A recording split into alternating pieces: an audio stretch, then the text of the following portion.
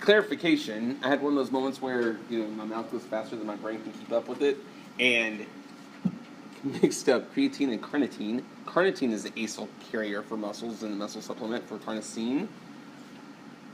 Creatine, it is the buffer, but it is the source of ATP for muscles. It phosphorylates ADP for muscles whenever you're doing an extreme workout.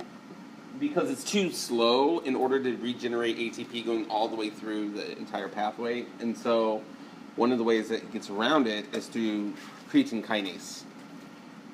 So because creatine kinase then can swap, it's reversible, and it actually gives the phosphate from phosphocreatine to ADP to form ATP. Creatine is the one that actually will donate the phosphate to form ATP during muscle contractions. Carnitine is the one that will supplement it by transferring the acyl groups in for beta oxidation in order to make longer energy. So short burst, you can do the creatine. Carnitine is the one for the longer ones. Why they don't give them much more different names, I don't know. Okay. But we picked up with glutathione, and in fact, the glutathione, it is a buffer system in of itself, but it's really important for redox reactions and then for proper folding, for proteins, and for the keeping disulfides from forming when they shouldn't form, and it's also for scavenging free radicals. Well, that's part of the redox reactions.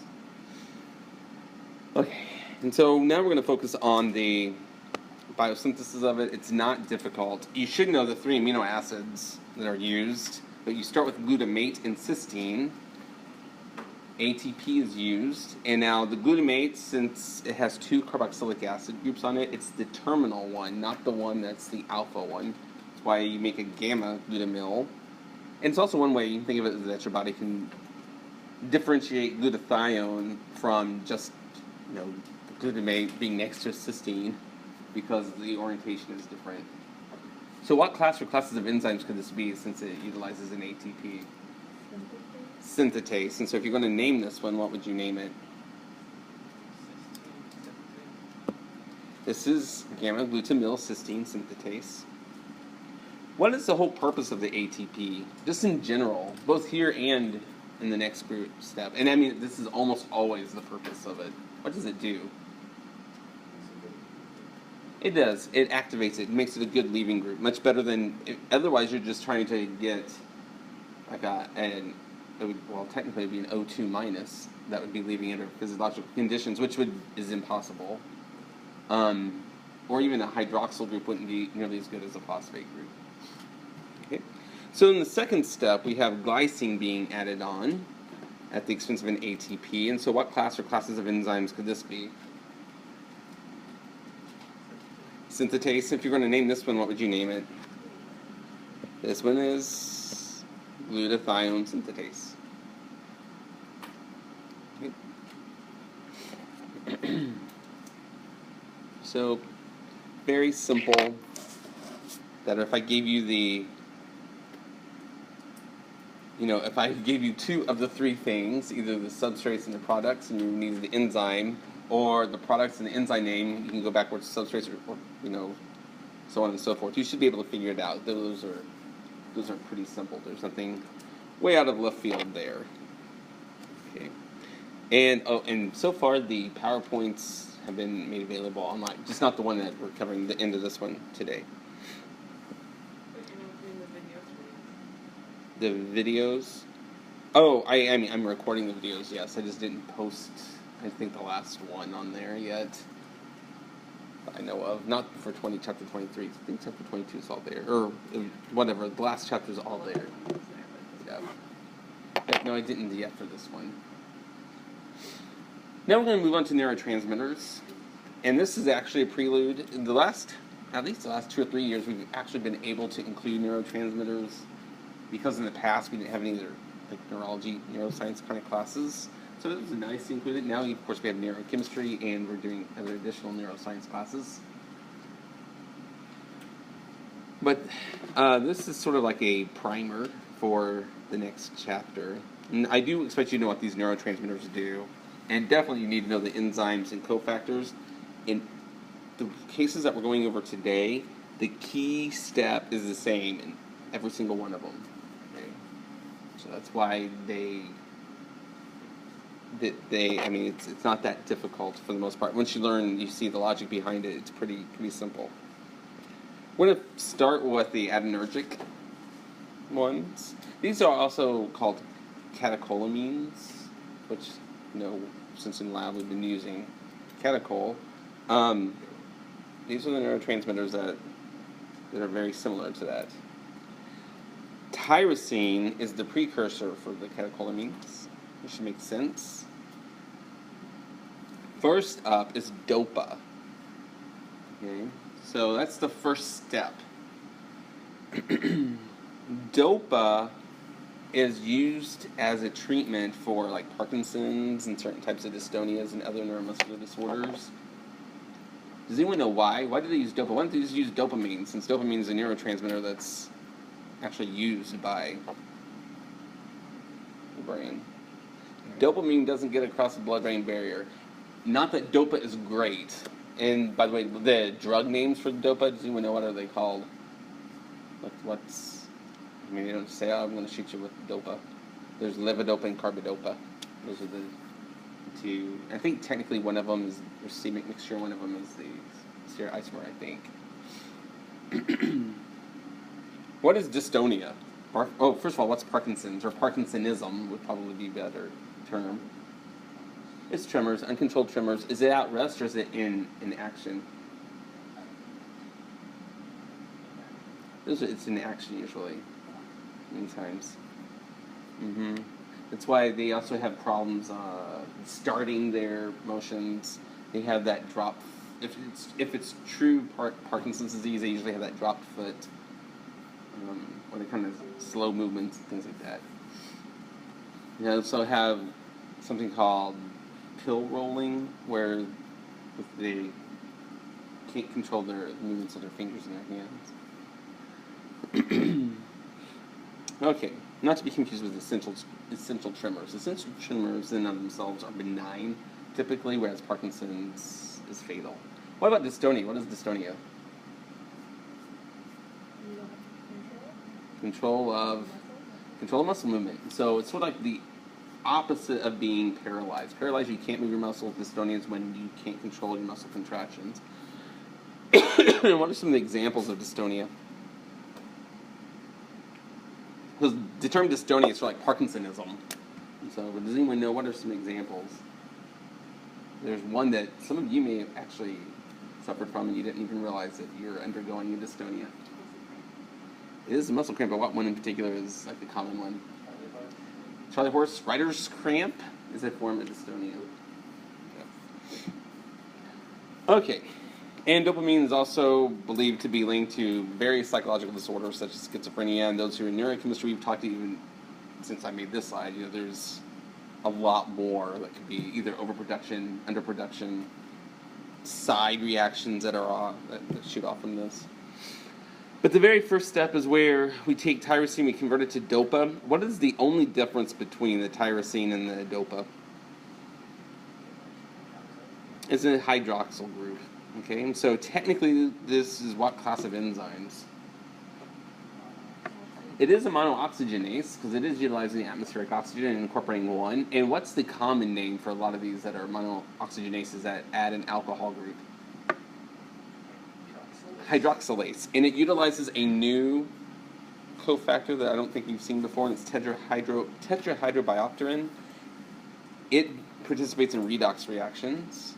Don't confuse it with tetrahydrofolate, which is in for single carbon like methyltransferases. Tetrahydrofolate comes from folic acid. Tetrahydrobiopterin is one of the pairings. So the folate does the methyl. This one does the... It's a redox. Okay. And so we already said it was hydroxylase. So if you were going to name the specific one, what would you name it? That's right, it's tyrosine hydroxylase. But now, DOPA itself is not the neurotransmitter, it's the dopamine. And so what's the only difference between DOPA and dopamine? It's been decarboxylated. It uses our good friend PLP, which was pyridoxal phosphate. Remember, PLP did 3 reactions. One of them was aminotransferase. That's the one that we've talked about the most. The one that we talked about the least is the racemization, which means it can go from, the D form to the L form. And then there's the third, which was decarboxylation. And so this is part of the decarboxylation. So what class or classes of enzymes is this one? This is a decarboxylase. And if you're going to name this one, what would you name it? You would say dopa decarboxylase. However, this one's a promiscuous little critter. And so what class of compounds do you think that this is? It's tyrosine, because it's not just the tyrosine derivatives that it can decarboxylate. What class of amino acids is tyrosine? Aromatic. And so this is the aromatic amino acid decarboxylase. And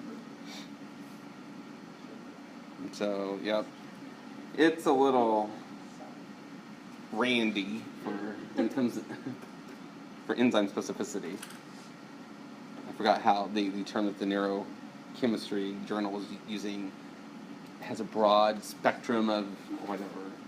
How we always just said it's promiscuous. That sticks in your mind a little bit better. Okay, but we're not finished. Dopamine is just the first of the catecholamines. We have to get to norepinephrine, noradrenaline, or epinephrine and adrenaline. So we have to continue on. These are the fight or flight hormones that we've talked about a lot, even starting last semester, running from the bear. They bind to the adrenergic. That's why it's also called adrenaline and noradrenaline. And they are involved in a whole host of psychiatric and mental disorders. So, first step uses a new cofactor called a ascorbate. What is ascorbate? Citrus. It's vitamin C. So yes, it's just in vivo. It's going to be ascorbate because it's lost its hydrogen. And once again, we have an O2 being used to add the hydroxyl group. So what class or classes of enzymes is this?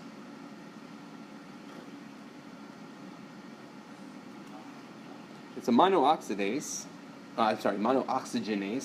and specifically, that'd be the broad family, but this one, the narrow name, it's a hydroxylase, and so if you're going to name this one, what would you name it? And it's dopamine hydroxylase, technically dopamine beta hydroxylase, but that's here and there. And the reason why it's beta is because if you look, that was the original C alpha, so that'd be the C beta that's being further hydroxylated.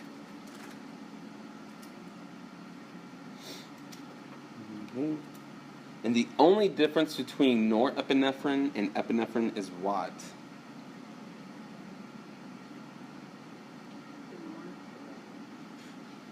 It's got an extra methyl group. So nor doesn't have the methyl. Epinephrine does have a methyl group. So it's an N-methyl blah, blah, blah, blah. Okay? And it uses adomet, which also has another name that's commonly called. It's SAM, making homocysteine, the denylated homocysteine. And so, what class of enzymes is this that utilizes SAM?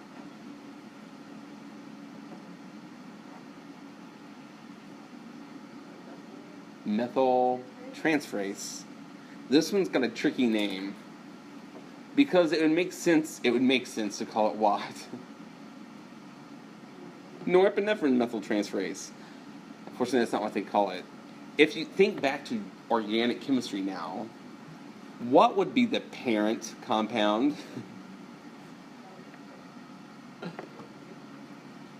Like, how many carbons are in the main carbon chain?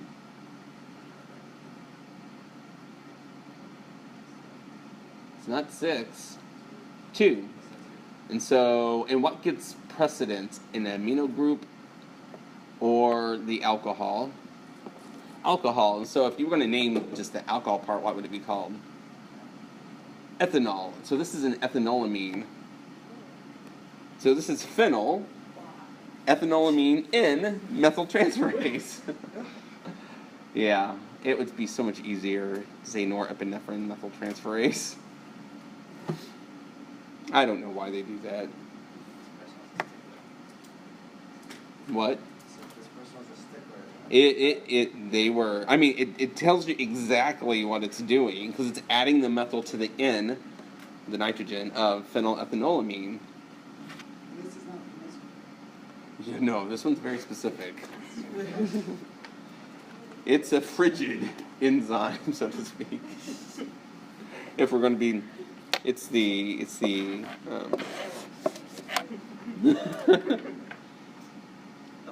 Puritan, very puritanical.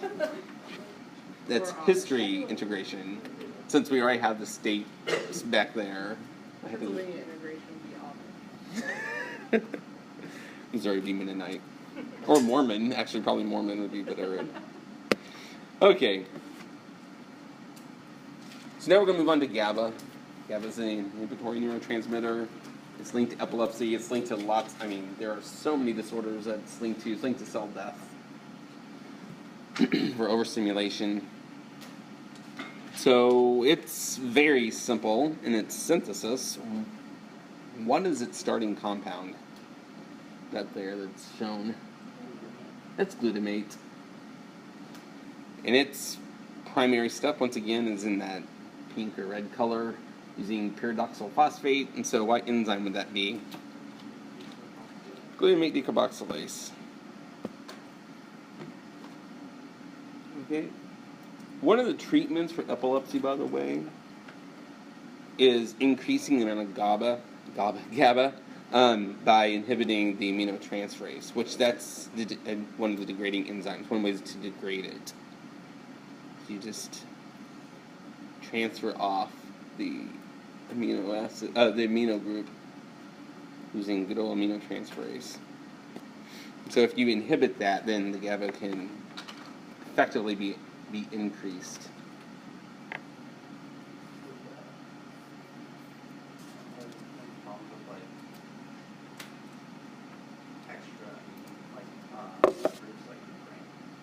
Well, that's why you only use this for treating low, so hypo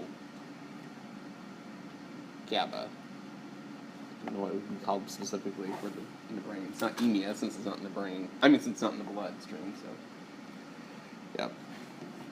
So if you have normal GABA levels, you do not want to take something that will inhibit the GABA aminotransferase, since that could increase the likelihood of, cell death, which would be bad. Now we have histamine, the arch enemy of many of us, I'm sure. Because what does histamine do? It's allergic response. Yes, we do need it as a vasodilator. Okay, it's just that it gets over-released when you have an allergic response. It also, by the way, helps secrete acid in your stomach, so you have some stomach issues with it. The treatment's antihistamines. I think all of us know that, for example, like Benadryl. And I think it's a no-brainer, but what's the amino acid that's a precursor for histidine? Histidine, it's shown right up there. And what enzyme do you suppose is the one that transforms histidine into histamine? It's histidine and the histidine decarboxylase. We're becoming a pro at this. We have our hydroxylases and our decarboxylases that get used a lot.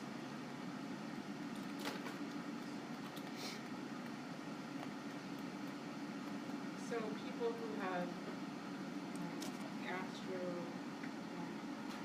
problems, they also allergic? One possibility of having some gastrointestinal issues could be overproduction of histamines. But there are lots of possible things that can go wrong to cause that.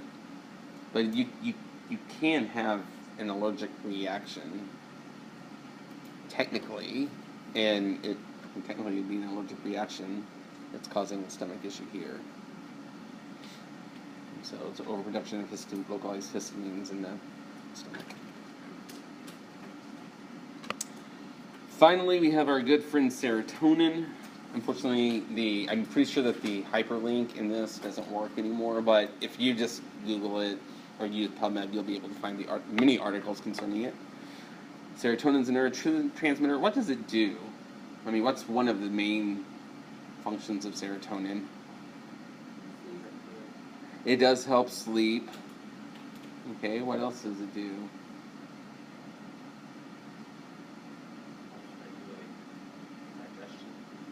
Right.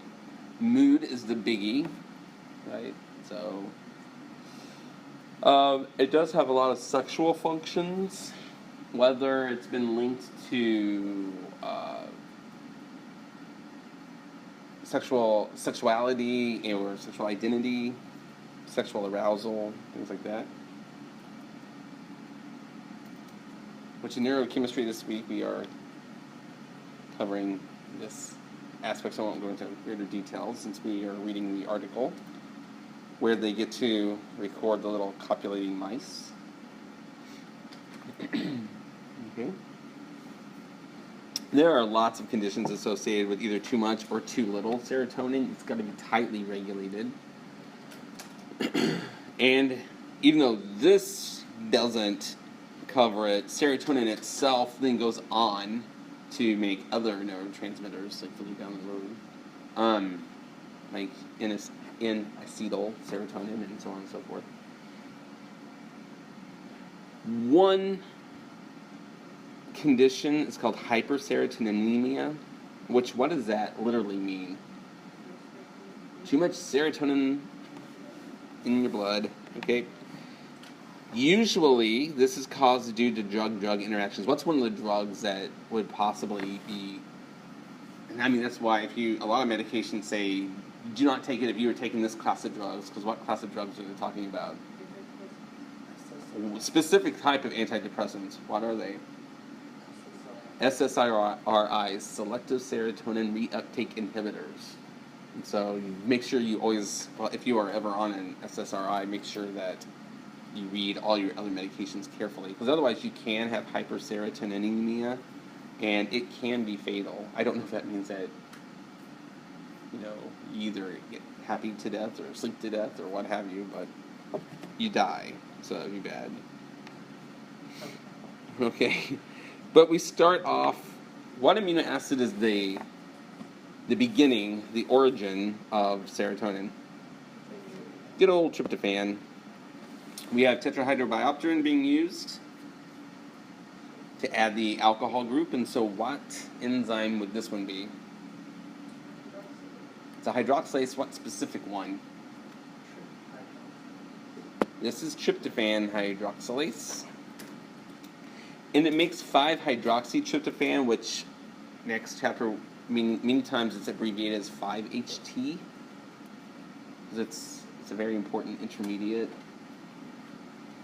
I don't know how much detail we'll be able to go into it next chapter, but tryptophan, there are two major pathways for tryptophan when it's not being used for proteins, of course. One is the pathway to serotonin, the other one's kynurenine, that's what it's called, and it's used to make NAD. Then we have 5-HT. This is the important rate limiting step here, using pyridoxal phosphate to remove the carboxyl group on it to make serotonin. So what class of enzymes can do this? Decarboxylase. What one in particular do you think it is? Possibly. What else could it be? What if it's not very puritanical? What amino acid? Aromatic amino acid decarboxylase, our good friend that works on the tyrosine derivatives, also works on tryptophan. When you were saying Oh my gosh. I like Brooks a little bit better. That or a sign that says we go all the way. Yeah. It would be like a cat thing with a water gun. Boom. No. Wow. Okay. I think someone over there is needing a little bit more turkey or something in their diet. Mellow them out before they just start shooting.